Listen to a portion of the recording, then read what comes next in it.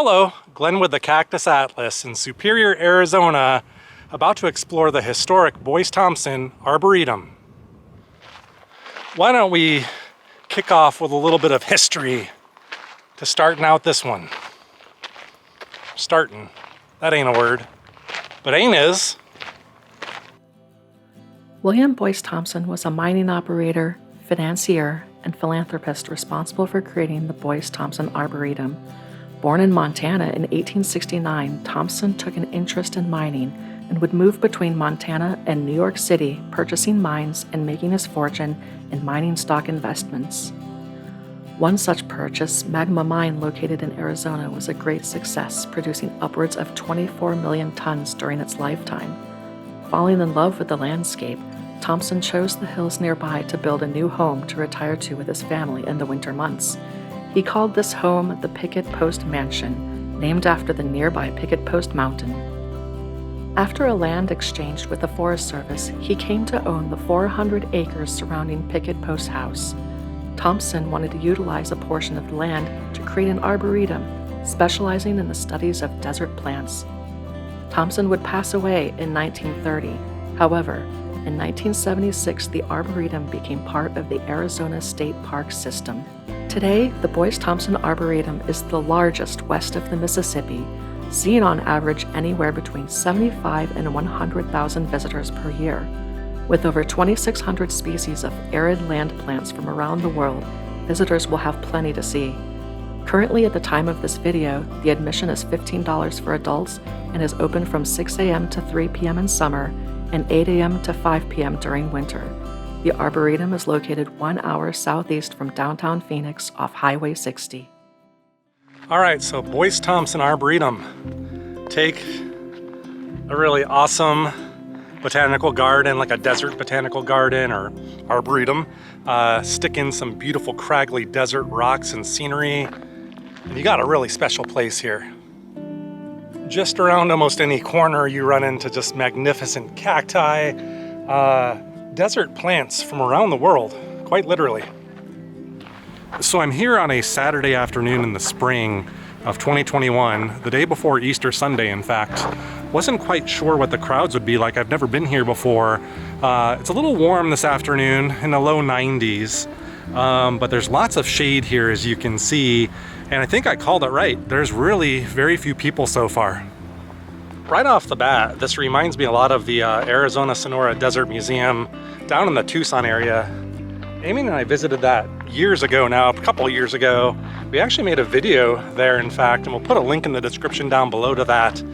But one thing that didn't have that this has is some of that really beautiful scenery behind here. I think this one might be winning the race, in my opinion. These here are golden barrel cacti. They're beautiful, and we've got some of these in my yard at home, actually. Probably 3 or 4, I'd like to guess. Apparently they're not cheap. I didn't put them in. The previous owner of my home did. But they've been there for well over a decade, and they still seem to be kicking. It's kind of like a miniature labyrinth back here. A labyrinth of cacti. I'm surrounded, as you can see. Boy, is it beautiful. The thing I really like about these kind of places isn't really the science of plants. I mean, it's interesting to an extent for me, but I'm no botanist. I think I've said that before. I just love the peace and serenity that these kind of habitats offer. They never seem to be crowded, at least when I come, and just always just absolutely pristine, except for a chainsaw here off in the distance. Other than that, it's pretty dang quiet. And here's the Boojum. I think this is found in Baja, California. They have such a stout, thick body and small little arms. Hence why it reminds me of a T-Rex. I always thought those things would make a good Christmas tree, like a Christmas tree alternative. Maybe something like this size here. That might be more practical in our house than this one. I believe the main part of the experience here, and this is my first time, mind you, but it seems to be this main trail, this loop trail, goes around the entire property. And then there are many other paths like capillaries that just kind of fork out from the main trail, so you could see plant exhibits and catch some really awesome views. I'm standing on the shores of mighty Lake Ayer. This is quite a beautiful landscape out here. I love the contrast of like the lush habitats, the trees, then the desert, and then of course now water to fill it all in. Right on.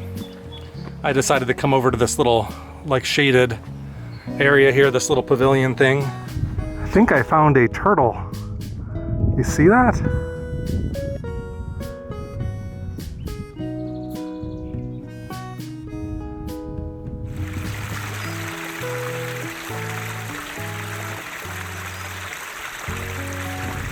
So if you had a suspicion that this is not a naturally occurring lake here in the middle of the desert, you would be correct. This was actually built in 1925 to serve as like a big irrigation tank basically for the Arboretum. Very impressive engineering though. There's some kind of large crane-like or heron-like creature perched on that rock over there, soaking up some rays, enjoying the cool breeze off that little lake. You got the right idea, my friend. I rather enjoyed Lake Ayer. I spent quite a bit of time over there just enjoying it. Family thought of the same idea. They said they brought a cooler and we're having a little picnic there in the shade by the lake. Swell idea. And just some friendly words of advice. Bring sunscreen, because much of this area is exposed to the sun in a pretty major way. I mean, look around and you can see not always a lot of trees, although there are some very nicely shaded areas too. So a nice balance. Here's a little glimpse of Lake Ayer and then Picket Post Mountain in the background. I have a goal to climb that. Probably not now as it's getting hotter, but maybe next year when it cools off. Looks like we're starting to climb in elevation. I see a man-made structure. I think that's the Picket Post House. That's where we're actually going now. I believe the main trail is about 1.5 miles long, the main loop. But I believe overall there's about 5 miles of trails and paths that interweave through here. And I believe it's seeing all the little spur trails and little coves you can little hidden places you can find stuff. I totally believe it. I'd say that's pretty effective. You ain't gotta tell me twice. Not messing with that. Just look at that backdrop here at Boyce Thompson. No wonder Mr. Thompson was drawn to this area.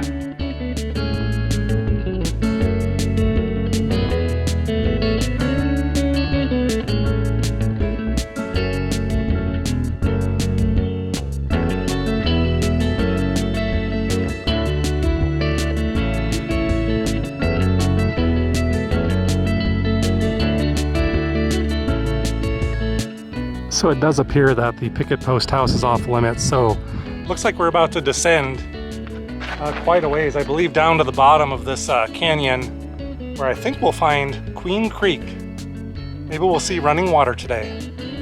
It's quite possible, as green as it is down there. I would say so far, this is the steepest part. It's been very flat. But this is a very easy to manage trail, very clear of obstructions, not suitable for some folks with accessibility needs, but I think most can get this done. Here's a quick check to show you. Once again, started way over there, walked over there, there's Lake Ayer, came around there, and we're over here now, about to head back down, back around, hopefully through the shade most of the time. You can see we've come down even further now, down to the base, pretty much all the way down, I'd say. Looks like this trail is going to follow Queen Creek. And I'm going to imagine it's probably going to be pretty shady on this part of the walk, since we're so close to the creek. At least that's my hope.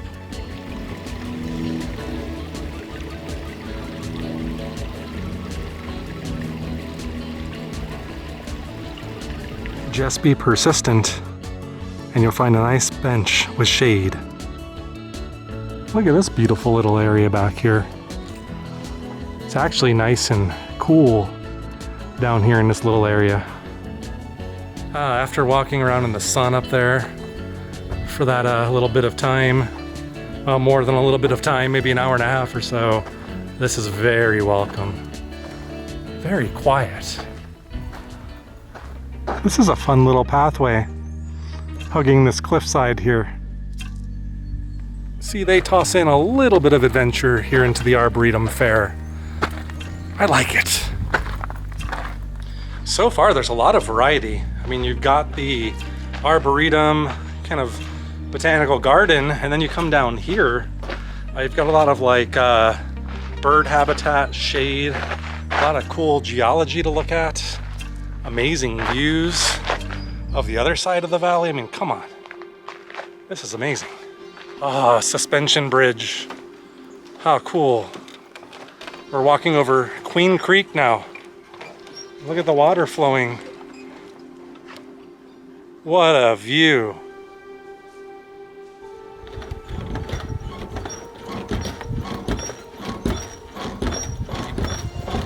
So why do suspension bridges just bring out the immaturity in people immediately? I tell you what.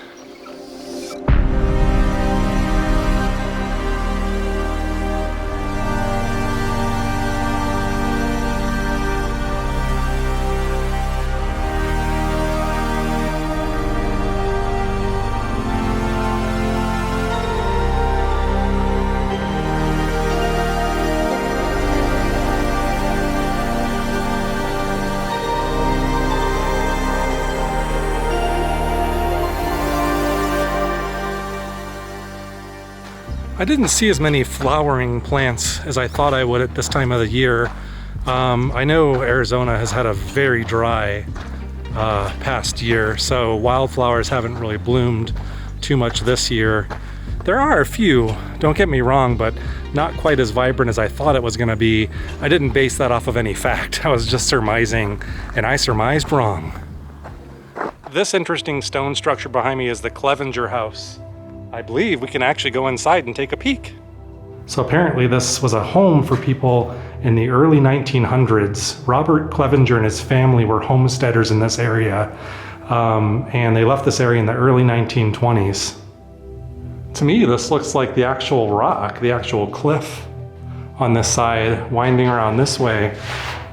And they built these artificial walls around it using the actual cliff as part of the structure. In fact, you could see up there where the, assuming concrete or plaster or something ends and kind of unevenly wraps around there. That's really cool.